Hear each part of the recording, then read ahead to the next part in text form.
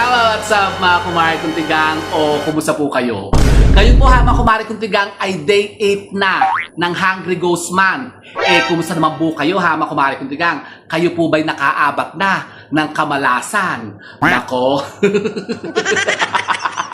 Kasi di ba sabi nga sa inyo, kayo po'y mag-ingat kasi baka nga kayo maabatan ng mga sinasabing mga negativities na effect po ng Hungry Ghost Month na yan. At yun na nga, kasi ngayon po, i-refresh naman po natin ngayon yung mga bagay-bagay naman po na gustong-gusto ng mga yan, Hungry Ghost na yan o yung mga kaluwang gutom na yan na ginagawa natin sa ating mga tahanan o sa kung saan man tayo pumupunta. Meron palang ganun. Opo, meron sinasabi mga bagay-bagay na gustong-gusto nilang ginagawa natin. At yan po, iisa-isahin natin ngayon ha, mga kumari kong tigang. Bibigyan ko po kayo ng 6 na pinaka-worst na wag niyo pong gagawin o kasi sila po'y tuwan-tuwa na ginagawa niyo yan. Ano yun? Kasi ito po ha, mga kumari kong tigang. Baka nga ito, gawin niyo po ngayong Hungry Ghost Month. Nako, katulad naman itong isa natin dito, nako, yung aming barangay chairman, ayun nga, naabatan siya ng kamalasan, ayun, nabangga. Siya yung acting lang po siya, acting chairman, barangay chairman. Ay, nung isang araw, ayun, naabatan siya ng malas kasi, ay gabing-gabi na ata, ayun, nasa labas pa siya at nagtatraffic, ayun po, nabangga. Nabangga ng laseng. Ayun, patay, pinagbuburo na ngayon. Kawawa naman. So yun na nga po, kasi nga, ngayon nga po, hindi natin malalaman kung ano po yung mga misfortune na maaari nating ma-encounter sa araw-araw. Hanggang, ano pa po yan ha? Hanggang September 11. Kaya abatan nyo po yan. Kaya kayo po medyo maghinay-hinay muna sa kung ano mga pinagagawa po ninyo. At meron nga pong sinasabing 6. 6 ho ha? 5, 6. Na sinasabing gustong-gusto ng mga Hungry Ghost na yan o yung mga kaluwang gutom na yan na ginagawa natin. Lalong-lalo na sa ating mga tahanan at kung tayo po ay nasa labas ng ating mga bahay. So ano ba yung mga yan? Yun na nga pong iisa-isay natin ngayon. So number 1, gustong-gusto po nila ha, mga kumari kong tigang yung mga Hungry Ghost na yan o yung mga masamang espiritu na yan na nandyan sa labas at naglipana, yung kayo po ay aabutin ng gabi sa labas ng inyong pong mga bahay. Yung kayo'y pagala-gala pa. Legit. Baka kayo ganda na makumarik ng tigang. Di ba sabi ko nga sa inyo, umuwi kayo ng maaga kapag lumubog na yung araw. Dapat po nasa bahay na kayo. Anong oras ba kayo nag-a-out sa mga trabaho nyo? Sa school nyo? Nako, katulad nung, ayan, may minalas na naman nga. Ilan daw yung 4 daw. 4 yung sa shooting na naman. Saan ba yun? Sa Bisaya. Ewan ko kung saan yun. Hindi ko na yung details. Panoorin na lang. Trending yan ngayon. Tapos 9 yung injured. Mga bata sa school na naman. Ang involved. Naku po, may shooting na naman. Bakit ganun ng mga bata ngayon? Basta-basta sa sila nakakuha ng mga baril. Bakit nakakalusot yan sa mga school? Yung mga baril-baril na ganyan. Ay Hungry Ghost Man po ngayon, kaya ingatan nyo yung mga anak nyo. At baka ganyan, katulad nga ngayon dito sa amin, ay ulan ng ulan. Ay buti nila, suspended ang klase hanggang bukas pa ate, walang pasok. Baka ganyan din po sa mga lugar po ninyo, kaya ingatan nyo po yung mga anak ninyo. Kapag kagabi na, ay samsamin nyo na sila. Samsamin? Ano yung gabi? Hindi, sabihin, likupin nyo na. Tawagin nyo na, papasukin nyo sa bahay nyo, huwag na patambay-tambay dyan sa kanto kung saan-saan. Baka kung saan naglilima yun. Papasukin nyo na ng bahay kasi nga, alam nyo ba, yung mga kaluwang gutom na yan o yung mga spiritong ligaw na nandiyan sa paligid, tuwang-tuwa sila kapag kaganyang ginagawa nyo. Lalong-lalo po kapag kayo po yung nag-iisa. At beware doon sa mga babae, totoo po yan, gustong-gusto po nila yan. Kung halimbawa, kayo po ay nag-iisa, hinahating gabi kayo, tapos kayo po'y nag-iisa lang, wala kasama, naku po, Mario Joseph, kayo baka lapitan ng mga kaluwang ligaw na yan o yung mga gutom na kaluwa na bari nga kayo po'y maabatan. Kaya tigilan nyo yan ha, mga kumari kong tigang yan. Gustong-gusto nila yan. Number 2, isa pa po, yun pong pagmamaneho. Sinabi ko na sa inyo ha, mga kumari kong tigang.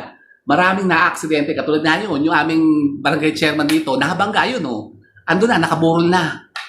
Sila po ang may-ari dito ng memorial, yung Himlayan. Ayun, laki ng lupain niya, ng libingan. Memorial.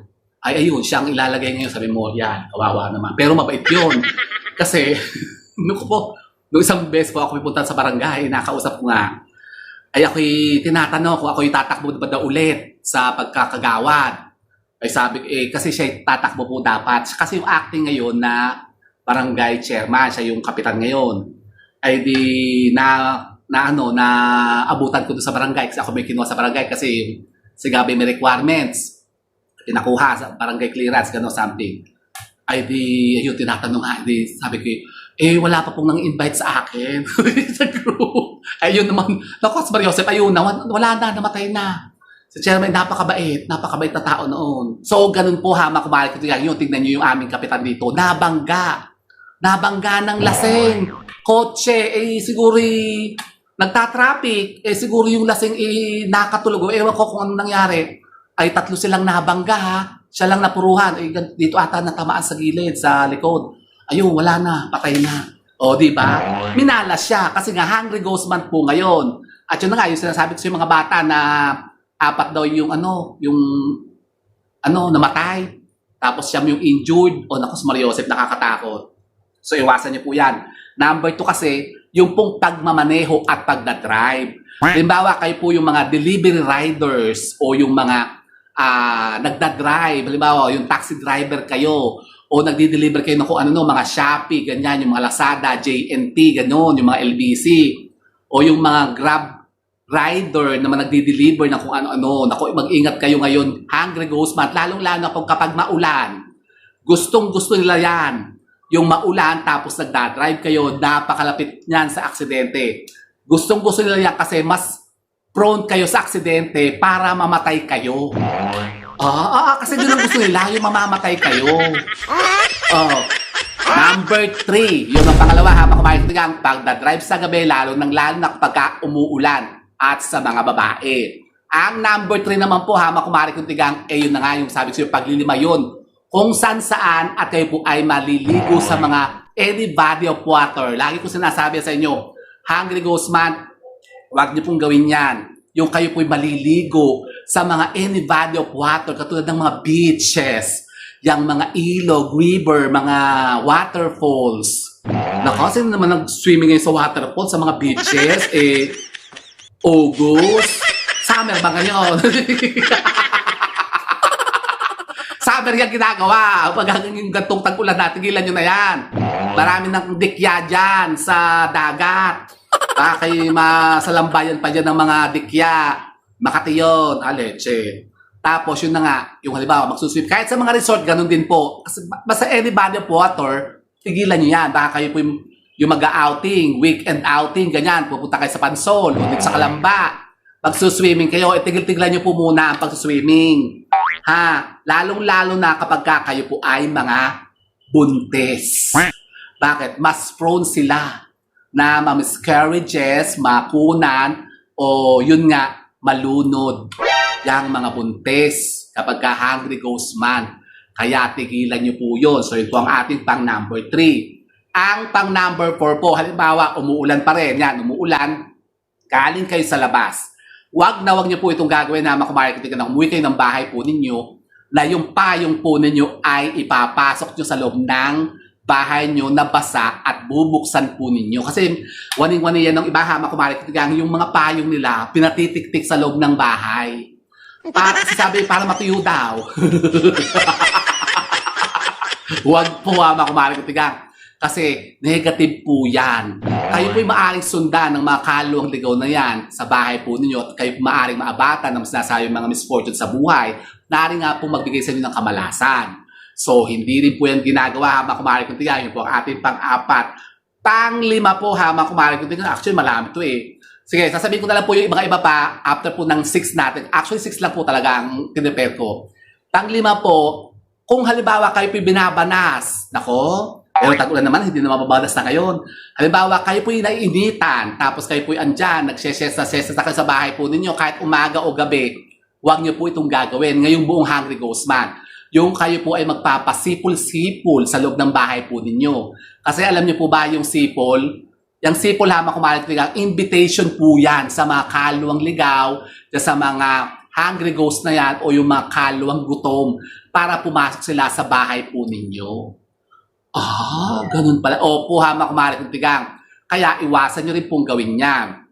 At pang-anim, ito po yung lagi ko sinasabi sa inyo na kahit hindi Hungry Ghost Month, huwag niyo pong gagawin, lalo na sa gabi. Ang paglalaba at pag-iiwan po ng mga damit na nakabuyang-yang sa labas ng bahay po ninyo. Yan, ngayong Hungry Ghost Month, kapag kagabi na, tigilan niyo po ang maglalaba sa gabi. Tapos iiwanan niyo yung mga sinampay niyo sa labas. Nako, yan po yung maaring maldisyonan at kayo po yung maaring magkaroon ng kung anong malulubhang karamdaman. Magkakasakit kayo. Ganun pala. Opo. At pang-pito po, ito po, isa pa, dagdag po, do bonus kumari kong tigang. Halimbawa, kayo po'y kakain sa gabi. Iwasan nyo po kumari kong tigang na yung mga pinagkainan po ninyo, yung pinaglamunan nyo, iiwanan yung pinaglamunan. Iiwanan nyo sa lababo na hindi nyo hinuhugasan. Nako, kasi talagang malas na malas siya. Yan po isa rin pong imbitasyon sa mga kaluwang ligaw na yan na pumasok sa bahay po nyo. Lalong-lalo na kapag kayo po may mga tira-tirang pagkain at iniwan nyo po yan sa mga lamesa nyo na hindi nyo nililigpit at hindi nyo hinuhugasan ang mga plato. Kasi yung mga tira-tirang yan ay kakainin nila. Papasok sila dyan sa bahay po ninyo. Ganun pala. Opo, kumalat kong tigang. Tapos, yung pang mga iba pa, marami pa. Pero yan lang po yung isinare ko sa inyo ngayon kasi yan po yung baka maaring ginagawa nyo po ngayon hindi nyo po alam, kayo po yung nakaka-invite na ng mga sinasabing mga kaluwang ligaw niya. Kasi ngayon po buong ano po yan, Hungry Ghost Month yan. Start po yan nung August 13 hanggang September 11. At ang pinaka-ghost day po ay sa August 27. Kaya nako, kayo po'y mag-ingat at tigilan nyo po muna yung pagsusot ng mga puti. Ba't ikaw nakaputi? Dito na naman po ako sa bahay. Hindi na ako naalis. Yan. Magsuot kayo ng mga color. Tingnan nyo naman itong aking alampay dito. Actually, hindi po ito alampay. Ito po ay yung mantel nitong table. Kaya ako yung nilalamig-lamig. At para kasi malamok-lamok. Ako yung kinakagat ng lamok. Kaya ito itong mantel ng itong table namin, inalampay ko muna para matanda dito, leche. So, yun po, kumari ko tigang, yan po yung mga gustong-gusto ng mga Hungry Ghost na yan na ginagawa natin ngayong buong Hungry Ghost Month. Kaya, tanggalin niyo yan, tigilan niyo yan, kumari ko tigang, huwag yung gagawin yan kasi baka nga kayo po ay, yun na nga, mamaldisyonan at maabata ng mga kaluwang ligaw na yan o kalong gutom na yan at kayo po ay bigyan niyan ng kamalasan. Sa susunod po kumari kong tigang, pag-uusapan naman po natin, yun naman pong iba't ibang mga major decision na gagawin niyo po ngayon pong Hungry Ghost Month, lalong-lalo po sa Hungry Ghost Day. Yan po yung ilan sa mga sinasabing mga bagay na huwag nating gagawin. Isusunod natin yan sa susunod natin na video sa kumari kong tigang. Tapos, abangan niyo po yung susunod natin na video dito kasi tayo po may epeksa ngayon bago pong mga mutya na naman kasi meron naman po tayong mga bagong dating na mga mutya. Sa mga ibig po, yung sa mga nakakaalam na yan, i-PM nyo agad ako kung gusto nyo pong makaatik ka ng mga bago nating mga mutya na kararating lang kumari ko. Ang dami. Nako po. So yun po mga kumari ko tigang. Sana po may napuldo ba kayo mga bagong idea at kalaman sa pagkonta sa mga sinasabing mga kamalasan na yan. And with that mga kumari ko tigang, God bless. Thank you for watching. Bye mga kumari kong tigang.